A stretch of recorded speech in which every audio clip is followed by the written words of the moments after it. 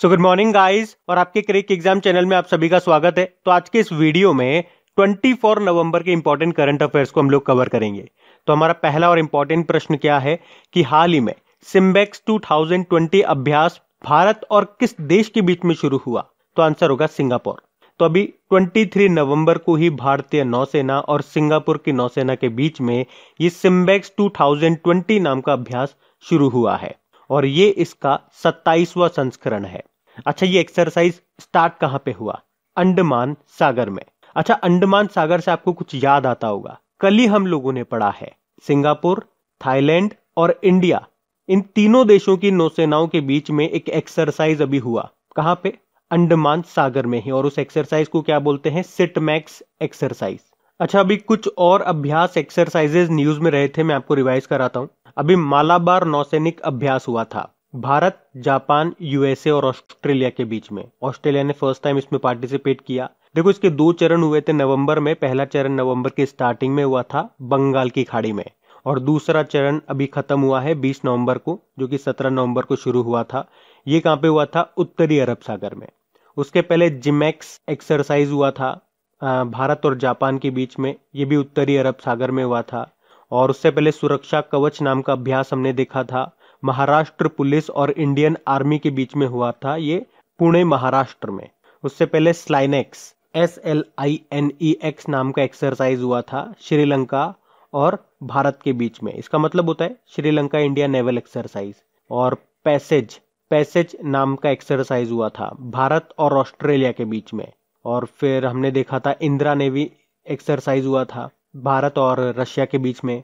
एक कैरेट 2020 नौसैनिक अभ्यास भी अभी न्यूज में रहा था, यूएसए और बांग्लादेश के बीच में हुआ, ये बंगाल की खाड़ी में। तो ये भी ध्यान रखना जो अभी न्यूज में थे। और जल्दी हम लोग क्या करेंगे, जितने भी अभी एक्सरसाइज हुए मिलिट्री एक्सरसाइज, उस पर भी एक सेशन कर लेंगे। अभी आपको पता है टॉपिक वाइज करंट अफेयर्स हमने स्टार्ट किया है, जिसमें हमने अपॉइंटमेंट्स कवर कर लिए, अवार्ड्स कवर कर लिए, फर्स्ट टाइम इन न्यूज जो भी आपके व्यक्ति रहे थे उनको कवर कर लिया, और जल्दी एक्सरसाइज वाला पार्ट भी हम कवर कर लेंगे। तो एक लंबे इंतजार के बाद SBI PO की नोटिफिकेशन आ चुकी है। इतने समय से जो आपने तैयारी की है ना, तो मौका आ गया उसको टेस्ट करने का। तो आप सभी के लिए मैंने लॉन्च किए हैं 3 बेस्ट फ्री टेस्ट जो मेरे द्वारा तैयार किए गए हैं। आप सब हमेशा मुझे कहते हैं कि सर क्वांट के टेस्ट तो आप खुद ही बनाया करो, आप जितना अच्छे से क्वेश्चंस को प्लेस कर पाओगे हमें बहुत फायदा मिलेगा। तो फाइनली मैंने खुद आपका क्वांट का टेस्ट तैयार किए हैं। 3 टेस्ट होने वाले हैं, शुरू होंगे 29 नवंबर से, 29 नवंबर से, और उन सब का एनालिसिस मैं खुद करूंगा। तो डिस्क्रिप्शन में लिंक है, जाइए क्लिक कीजिए और एनरोल कीजिए और SBI PO की एक दमदार तैयारी कीजिए। तो सुन लिया आप लोगों ने, ये क्वांट की बहुत अच्छी फैकल्टी है और आपको 3 फ्री टेस्ट प्रोवाइड कर रहे हैं। और क्या चाहिए आपको? तो मेरे ख्याल से आपको इसका डेफिनेटली फायदा उठाना चाहिए। तो डिस्क्रिप्शन में जाओ और दिए गए लिंक पे जरूर से एनरोल करना है आपको, और अपनी तैयारी को बिल्कुल पक्का कर लेना है। अभी हम बढ़ते हैं आगे। फिर है हाल ही में इकोनॉमिस्ट इंटेलिजेंसी यूनिट के द्वारा जारी world wide cost of living index 2020 में टॉप पे कौन है?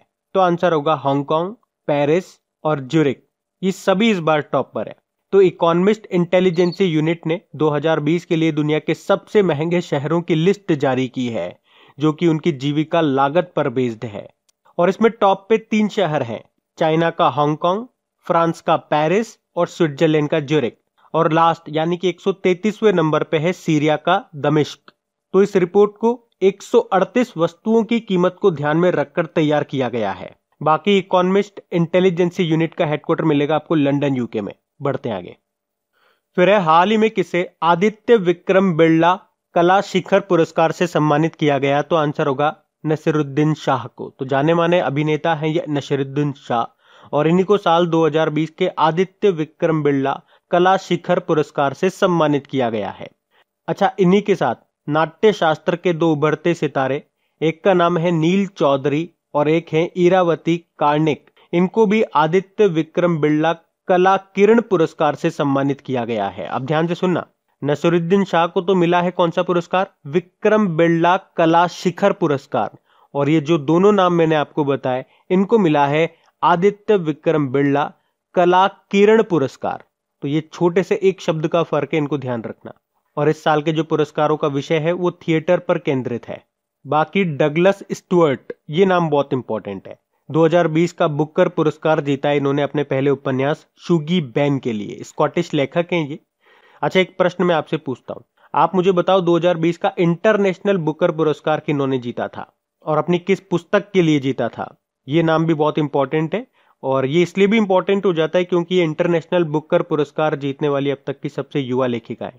बताओ, अब आप बढ़ते आगे। फिर है गाली रंगू नाम की एक बुक है, इसको किसने लिखा है? तो आंसर होगा शेख ख्वाजा हुसैन ने। तो प्रसिद्ध तेलुगु कवि, पत्रकार और पटकथा लेखक हैं ये शेख ख्वाजा हुसैन, और इन्होंने ये बुक लिखी थी जिसका नाम है गाली रंगू, और इस बुक के लिए इन्हें 2017 में साहित्य अकादमी पुरस्कार मिला था। अब इनका नाम मैं आपको क्यों बता रहा हूं? साहित्य अकादमी पुरस्कार तो इनको 2017 में मिला था। अभी इनका नाम न्यूज में है क्योंकि अभी इनका निधन हो गया, तो मैंने क्वेश्चन को उल्टे तरीके से फॉर्म कर दिया। तो ये आपको याद रखना है इनका नाम, और किस बुक के लिए इनको साहित्य अकादमी पुरस्कार मिला था 2017 में, तो वो भी मैंने आपको बता दिया, गाली रंगू, और निधन हो गया अभी इनका। तेलुगु कवि थे और इन्हें देवी प्रिया के नाम से भी जाना जाता था। इनका जो जन्म है ये आंध्र प्रदेश के गुंटूर जिले के ताडिकोंडा में हुआ था, तो इनका नाम याद रखना। बाकी चित्रा बनर्जी दिवाकरुणी की बात करेंगे तो द लास्ट क्वीन नाम की बुक को लिखा इन्होंने। गुलजार कवि और गीतकार हैं ये, और अभी इनके जीवन पर एक बुक भी रिलीज हुई थी जिसका नाम था बोस्कियाना। ये बोस्कियाना नाम याद रखना है, क्वेश्चन में आएगा, देखना आपके एग्जाम में। बाकी T Bandyopadhyay pandemonium the great Indian banking tragedy नाम की बुक को लिखा इन्होंने, तो ये नाम भी इंपॉर्टेंट रहेगा। बढ़ते आगे। फिर है हाल ही में लाल बहादुर शास्त्री पुरस्कार से किसे सम्मानित किया गया? तो आंसर होगा सुधा मूर्ति को। तो सुप्रसिद्ध परोपकारी लेखिका, और आप जानते हो इन्फोसिस फाउंडेशन की चेयरपर्सन हैं ये सुधा मूर्ति, और अभी इनको परोपकारी कार्यों में उत्कृष्टता के लिए 21वें लाल बहादुर शास्त्री राष्ट्रीय पुरस्कार से सम्मानित किया गया है। इन्हें अभी 21 नवंबर के दिन ही हमारे जो वाइस प्रेसिडेंट है एम वेंकैया नायडू जी, उन्होंने ही इस पुरस्कार से सम्मानित किया है। नाम याद रखना सुधा मूर्ति का। बाकी एस हरेश, ये नाम इंपॉर्टेंट है, जेसीबी साहित्य पुरस्कार जीता था इन्होंने अभी, मलयालम लेखक हैं। हरिहरन नाम भी इंपॉर्टेंट रहेगा, केरल सरकार ने जेसी डेनियल पुरस्कार से इनको सम्मानित किया था, मलयालम फिल्म निर्माता है। और पॉल जाचेरिया 2020 का एजुथ चंद पुरस्कार जीता था, ये प्रसिद्ध मलयालम लेखक हैं। तो ये सारे नाम इंपॉर्टेंट रहेंगे, इनको याद रखना। और हाँ गाइज, कुछ स्टूडेंट्स ने मुझसे बोला जो केंद्र सरकार की अभी योजनाएं हैं या राज्य सरकारों ने अभी कुछ योजनाएं लॉन्च की है, कुछ अभियान, कुछ एप्लीकेशन या पोर्टल वगैरह अगर किसी ने लॉन्च किया है तो उस तरह के क्वेश्चन करा दीजिए। और मैं आपको बता रहा हूं इस तरह के जो क्वेश्चंस होते हैं ये आपके डेफिनेटली एग्जाम में पूछे जाते हैं। आप मान के चलिए 1 या 2 नंबर का क्वेश्चन यहां से आता ही आता है। तो मैंने आप सभी के लिए इससे रिलेटेड जो भी इंपॉर्टेंट क्वेश्चंस हैं उनका एक ऑडियो तैयार कर दिया। तो ये अब तक का मोस्ट इंपॉर्टेंट ऑडियो रहेगा आपका, इसको आपको जरूर सुनना है क्योंकि यहां से डेफिनेटली आपके एग्जाम में प्रश्न बनेंगे, तो इसको आप बिल्कुल भी मिस मत करना। ऑडियो का लिंक आपको नीचे डिस्क्रिप्शन में मिल जाएगा और अपने टेलीग्राम चैनल में भी मैं इस ऑडियो के लिंक को डाल दूंगा, तो वहां से भी आप इसे सुन सकते हैं। अभी हम बढ़ते हैं आगे। फिर हाल ही में किस राज्य के गवर्नर ने इसरो के अध्यक्ष को डॉक्टर ऑफ साइंस की उपाधि से सम्मानित किया? तो आंसर होगा कर्नाटक। तो अभी कर्नाटक के जो राज्यपाल हैं कौन? वाजुभाई वाला। उन्होंने भी 21 नवंबर को ही इसरो के जो अध्यक्ष हैं, कौन है इसरो के अध्यक्ष?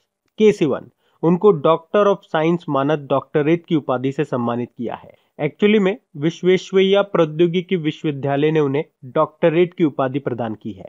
अब बात कर्नाटक की है, और देखो कर्नाटक हम लोग कई बार पढ़ चुके हैं, तो आज हम इसरो के बारे में पढ़ते हैं।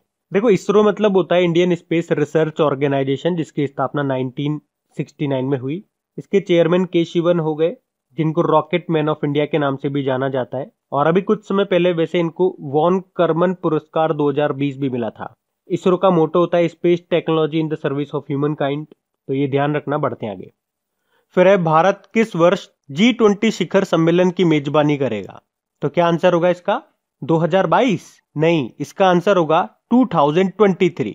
एक्चुअली में क्या है, पिछले साल आप लोगों ने पढ़ा होगा 2019 में जब G20 समिट हुआ था जापान के ओसाका में, तो वहां पे ये घोषणा की गई थी कि भैया 2021 में तो इटली G20 समिट की मेजबानी करेगा और उसके बाद 2022 में भारत करेगा।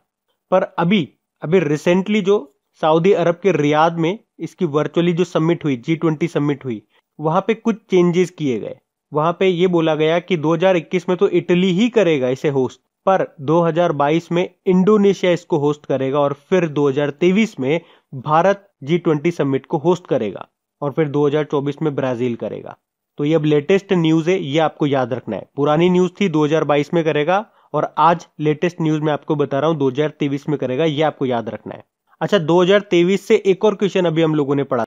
इंटरनेशनल क्रिकेट काउंसिल ने जो वुमेन्स T20 वर्ल्ड कप है उसको भी स्थगित कर दिया। पहले वो 2022 में होने वाला था नवंबर में, अब बोला गया कि वो फरवरी 2023 में होगा, साउथ अफ्रीका में होगा वो। और उसी तरह से मेंस T20 वर्ल्ड कप भी चेंज कर दिया।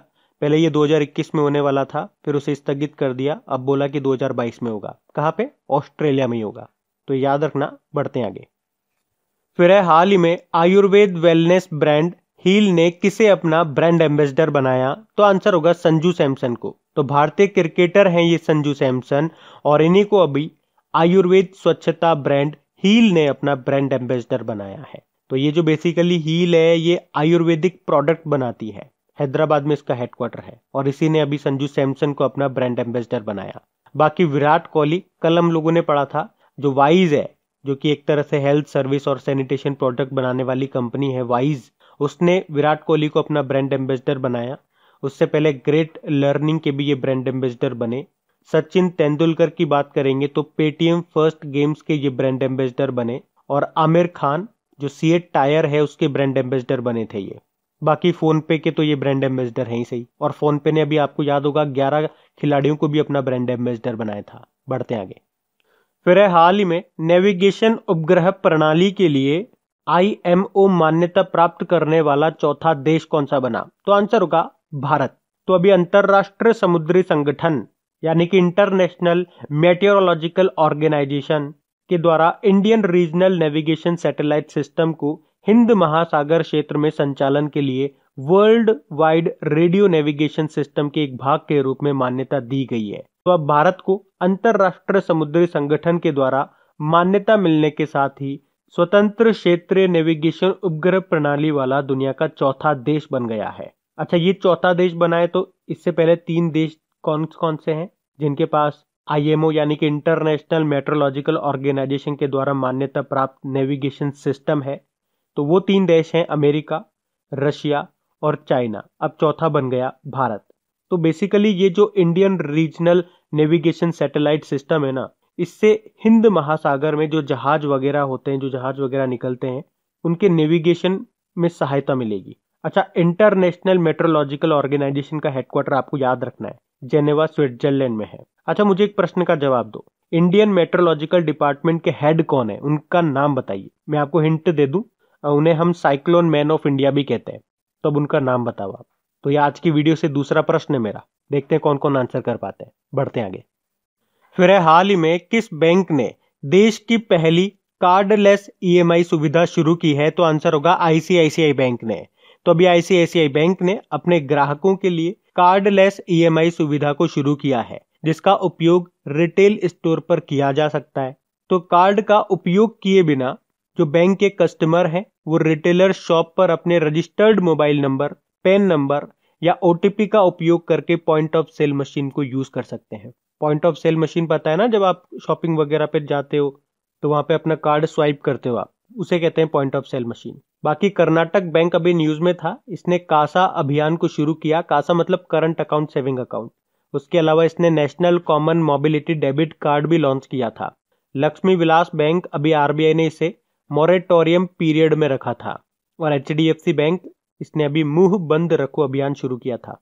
बाकी ICICI बैंक की बात करेंगे, हेडक्वार्टर मुंबई में है।